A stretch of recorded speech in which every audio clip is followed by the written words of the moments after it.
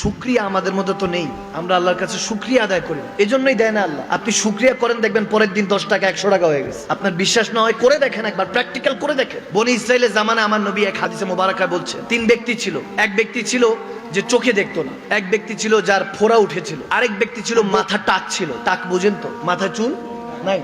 মাথায় যখন চুল নাই, আমার নবীর হাদিসে এরকম এসেছে, সে মাথা চুল নাই, সবাই তাকে খুব বাজে কথা বলতো।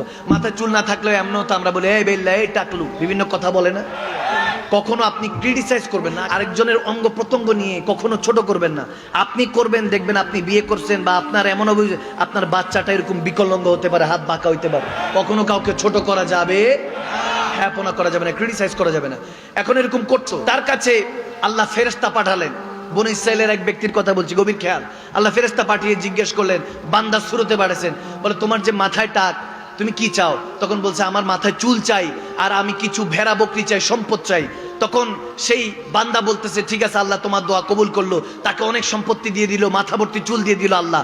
এরপরে ওই যে ফোড়া ছিল শরীরের মধ্যে, ফোড়া ফোড়া, যে এমন রোগ অবস্থা, পুরা চেহারার মধ্যে বিকৃত অবস্থা, তাকালি সবাই ভয় পায়। সেই ব্যক্তি কান্না করছে। ওই বান্দা, ফেরেশতা রূপী বান্দা এসে বলছে কি চাও? বলতেছে আমি আমার এই সুস্থতা চাই, আর উট চাই, যাতে অনেক বেশি বেশি উট বকরি থাকে আমার কাছে, সম্পদ। আগেরকার সম্পদেই টাকা পয়সা ছিল না, আগেরকার সম্পদ বলতেই বোঝা যেত আপনার জমি জামা, উট, ভেড়া, বকরি, ঠিক না? এগুলো বুঝতো। যখন এরকম বললো, আল্লাহ তার ফোড়া এগুলো সব সুস্থতা শেফা দিয়ে দিলেন, সুস্থতা দান করলেন এবং অনেক সম্পত্তির মালিক করলেন। একটা পর্যায়ে অন্ধর কাছে যাওয়া হলো, বলে কি চাও? বলে শুধু অন্ধত্ব ঠিক করতে চাই, আর আল্লাহ সুস্থতা চাই, আল্লাহ যাতে আমাকে সুস্থতা দেয় এবং আল্লাহ সেজদা যাতে আদায় করতে পারি, আল্লাহ শুকরিয়া আদায় করতে পারি। তখন আল্লাহর সেই ফেরেশতা, বান্দারূপী ফেরেশতাটা খুশি হয়ে তার সুস্থতা, তার চোখের মধ্যে আল্লাহ বিনা দিয়ে দিলেন, আলো দিয়ে দিলেন, সে দেখতে পেল এবং অনেক সম্পত্তির মালিক দিল। কিছুদিন পরে আল্লাহ তাবারক ওয়া তাআলা আবার ওই বান্দা বানিয়ে ফেরেশতাকে পাঠালেন। পাঠানোর পরে আল্লাহ তাবারক ওয়া তাআলার হুকুমে সে বান্দা জিজ্ঞেস করছে, বান্দা তুমি আল্লাহর রাস্তায় কিছু দান করো, হয়তোবা মসজিদ বানানো হবে, মেহফিল বানানো হবে, আল্লাহ কোরআনের পাখিরা যারা হাফেজ কোরআন, তাদেরকে কোরআনে হাফেজ করার জন্য কিছু টাকা পয়সা লাগবে।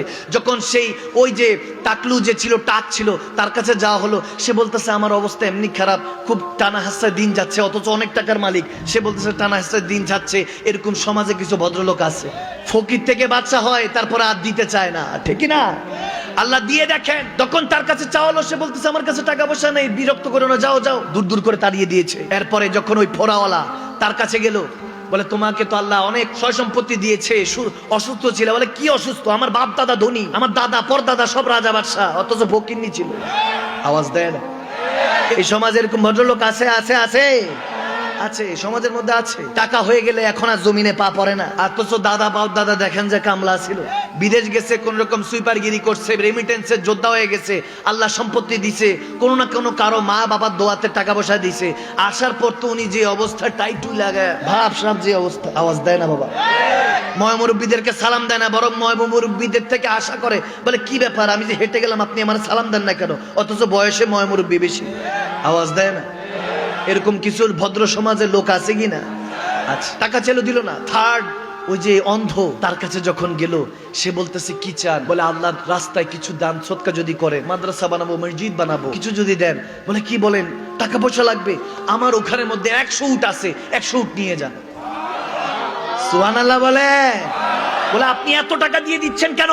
বলে জন্ম থেকে আমি অন্ধ, দুনিয়ার সৌন্দর্য কখনো উপভোগ করি নাই, কখনো দেখি নাই। আমার রব্বুল আলামিন খানায়ে কাবা, মদিনাতুল মুনাওয়ারা, আমাকে আল্লাহর ঘরও দেখাইছে, নবীজির রওজাও দেখাইছে।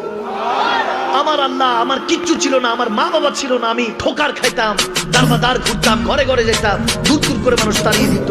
আজকে আমার অঢাল সম্পত্তি, আজকে মানুষ আমাকে সম্মান করে, আমি চোখে দেখতে পাচ্ছি আল্লাহর এই রহমতের দুনিয়া। দিন-ও-রাত জমিন ভ্রমণ করি, আল্লাহর সমস্ত দুনিয়াকে দেখি, অভিজ্ঞতা বাড়াচ্ছি। আজকে আমি এত সম্মানিত আমার রবের কারণে, আমার মালিক ও খালিকের কারণে। সেই আল্লাহর রাস্তায় দিব না তো কার জায়গায় দিবে? ঠিক না? আল্লাহর রাস্তায় দিব না তো কার রাস্তায় দিব?